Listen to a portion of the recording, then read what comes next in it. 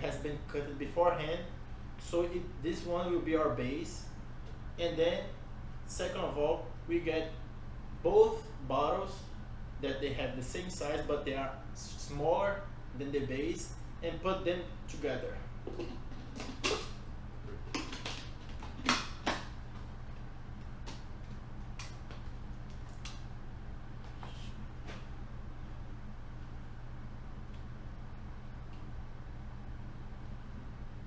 Now we have made our piston.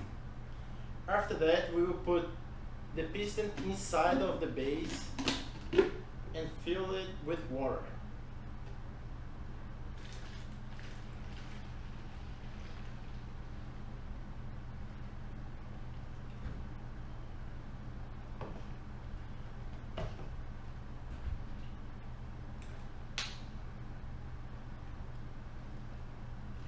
Now that we have it filled, we will take it off our piston, and then we're gonna have to make a mark so we will know the level of the water. Now that we set up the ruler, we can measure the difference in heights of the water level. But first of all, let's find out our minimum, which is the one with only the piston.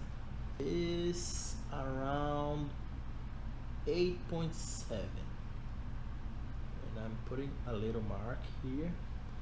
And now, to set up the maximum, I'm gonna add something that I know how much it weighs. This is a bottle of half-liter water. It weighs 500 grams, and I'm gonna set up on the top of it. And now I'm gonna set up the new mark, which is around 14.7.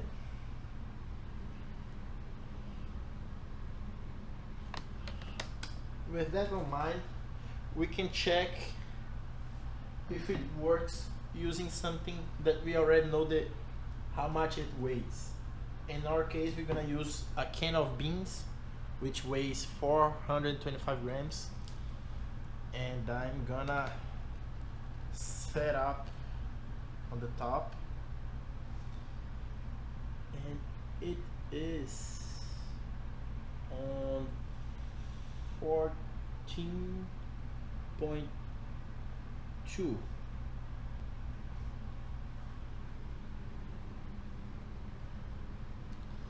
Now, to find if those are working, it will be in the second step of the video, which my partner Carlos will explain further. But we have a question. How much is the density of this rock? I'm gonna just set up the new mark, and then my partner, he will explain the steps to find out. And the new mark is on the 10th, as you can see. So now let's see how it works. Our scale works based on the difference in the water level. And we can see that when we put an object inside the water level goes up, as you can see in this image. First, without the object, and then we put the object inside the water. We can see an increase of the water level here. But talking about physics, what's happening with this object? This object is held by two forces.